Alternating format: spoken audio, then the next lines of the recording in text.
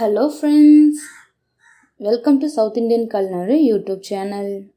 இன்னைக்கு நம்ம ரொம்ப சுவையான மாம்பழ ஐஸ்கிரீம் நம்ம வீட்டில் எப்படி செய்யறதுன்னு பார்க்கலாம்.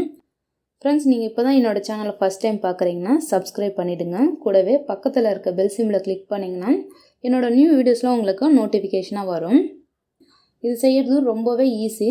வாங்க எப்படி செய்யறதுன்னு பார்க்கலாம். இதுக்கு நான் 1/2 லிட்டர் அளவுக்கு ஃபுல் ஃபேட் மில்க் எடுத்துருக்கேன்.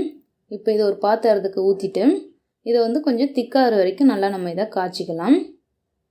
பால் ஓரளவுக்கு நல்லா திக்காகணும். இது மாதிரி ஒரு கரண்டி வச்சு அடிப்பிடிக்காமல் நல்லா இதை கிண்டி விட்டுக்கலாம்.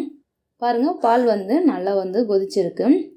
இது கொஞ்சம் மீடியம் ஃப்ளேம்லேயே வச்சு நல்லா இன்னும் கொஞ்சம் கட்டியாகுது காய்ச்சிக்கலாம். இப்போ நான் ஒரு பவுலில் ஒரு 1/2 கப் அளவு பால் எடுத்திருக்கேன். இதில் ஒரு 2 டீஸ்பூன் அளவுக்கு கார்ன்ஃப்ளவர் சேர்த்துக்கலாம். இதை சேர்த்து கட்டி இல்லாத இதை நல்லா மிக்ஸ் பண்ணிக்கணும். நீங்கள் கார்ன்ஃப்ளவர் எடுத்துக்கலாம், அப்படி இல்லைன்னா கோதுமை மாவு, மைதா மாவு என்ன உங்கள் வீட்டை இருக்கோ அதை எடுத்துக்கலாம். நீங்கள் இது எல்லாமே சேர்த்து இது நல்லா கட்டி இல்லாமல் கரைச்சி எடுத்துக்கலாம். பாருங்கள், நான் கரைச்சி எடுத்துட்டேன். இப்போது இந்த மிக்ஸை நம்ம பாலில் கொஞ்சம் கொஞ்சமாக சேர்த்துக்கலாம்.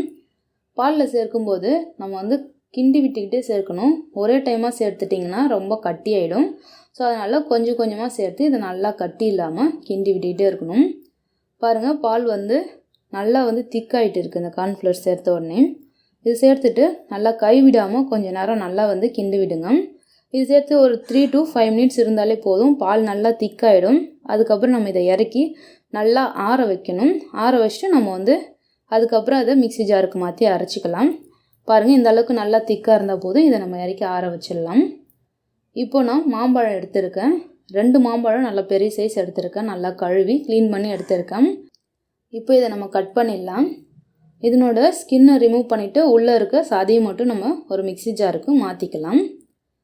உங்களுக்கு மாம்பழம் எவ்வளோ தேவைப்படுதோ அவ்வளோ எடுத்துக்கங்க. இன்றைக்கி நான் நல்லா பெரிய சைஸ் இருக்குது, 2 பழம் மட்டும் எடுத்திருக்கேன். மாம்பழம் உங்கள் விருப்பத்துக்கு ஏற்ற மாதிரி நீங்கள் எடுத்துக்கோங்க. நல்லா பழுத்த மாம்பழமாக சேர்த்துக்குங்க. அதான் ரொம்ப டேஸ்ட்டாக இருந்துச்சு. பாருங்கள், இது மாதிரி இதை கட் பண்ணி ஒரு மிக்ஸி ஜாருக்கு நம்ம மாற்றிக்கலாம். ஃபுல்லாகவே கட் பண்ணி எடுத்துக்கலாம்.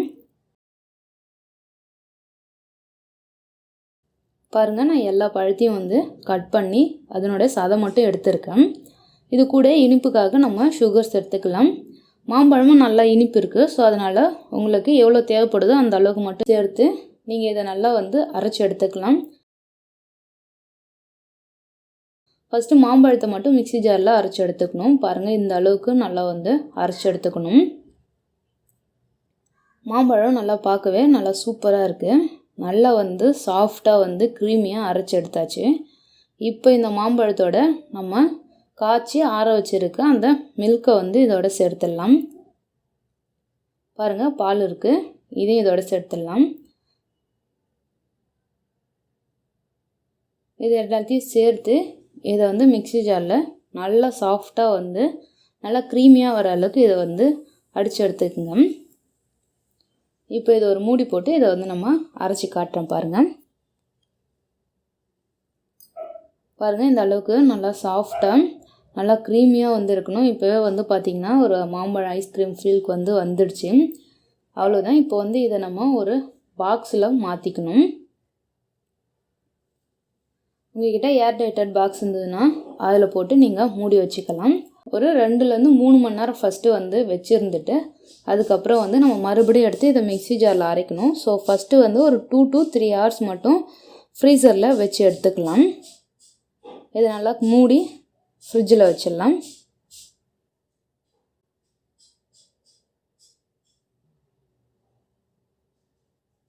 பாருங்கள், நான் ஃப்ரீசரில் இருந்து எடுத்திருக்கேன். இது பார்த்திங்கன்னா நான் 2 hours வச்சு எடுத்திருக்கேன்.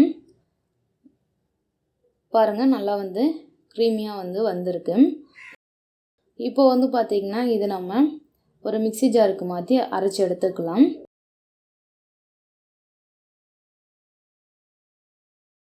பாருங்கள், நான் மிக்ஸி ஜாருக்கு மாற்றிட்டேன். இப்போ நல்லா இதை அரைச்சி எடுத்துடலாம்.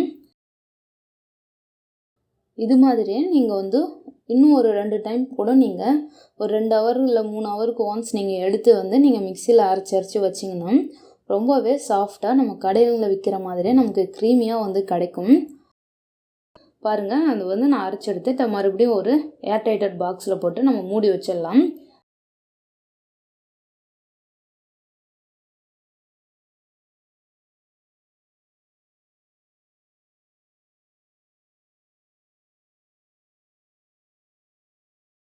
இது மேலே வந்து ஒரு கவர் போட்டு நான் மூடி வைக்கிறேன்.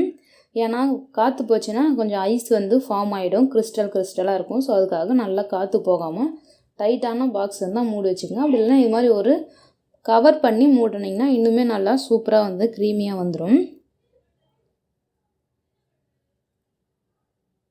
இப்போ வந்து இதை நம்ம மூடி வச்சு ஒரு 8 ஹவர் வந்து நம்ம இதை ஃப்ரிட்ஜில் வச்சுக்கலாம். 8 to 10 ஹவர்ஸ் இருந்தால் போதும், ரொம்பவே சூப்பராக வந்து ஐஸ்கிரீம் ரெடி ஆகிடும். இப்போ இதை நம்ம ஃப்ரீசரில் வச்சிடலாம்.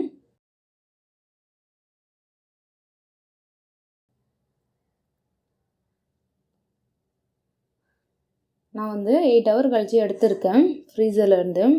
இப்போ இது எப்படி இருக்குன்னு பார்க்கலாம்.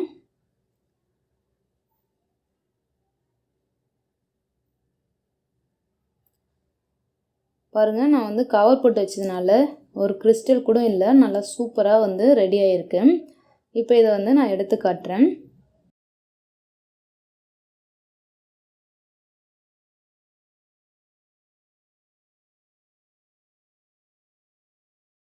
நான் எடுத்திருக்கேன் பாருங்கள், ரொம்பவே நல்லா க்ரீமியாக நல்லா சாஃப்டாக வந்துருக்கு. இதில் வந்து ஐஸ் கிறிஸ்டல் எதுவுமே ஃபார்ம் ஆகலை, அவ்வளோ க்ரீமியாக நமக்கு வந்து கிடச்சிருக்கு. இது மாதிரி இப்போ நம்ம எடுத்து சர்வ் பண்ணிடலாம். இது மேலே நான் கொஞ்சமாக பிஸ்தா வந்து சேர்த்துருக்கேன். உங்களுக்கு என்ன நட்ஸ் தேவைப்படுதோ அதை நீங்கள் சேர்த்து நீங்கள் வந்து சாப்பிட்லாம். அவ்வளோதான், ரொம்ப ரொம்ப ஈஸியாக நல்லா க்ரீமியாக ரொம்ப சுவையான ஐஸ்கிரீம் ரெடி ஆகிடுச்சு. இது மாதிரி உங்கள் வீட்டில் செஞ்சு பார்த்துட்டு எப்படி இருந்துன்னு உங்கள் ஃபீட்பேக்கை கமெண்ட் பண்ணுங்கள். இந்த வீடியோ பிடிச்சிருந்ததுன்னா லைக் பண்ணுங்கள், ஷேர் பண்ணுங்கள். மறக்காமல் சவுத் இண்டியன் culinary யூடியூப் சேனலை சப்ஸ்கிரைப் பண்ணிடுங்க. தேங்க்யூ ஃபார் வாட்சிங்.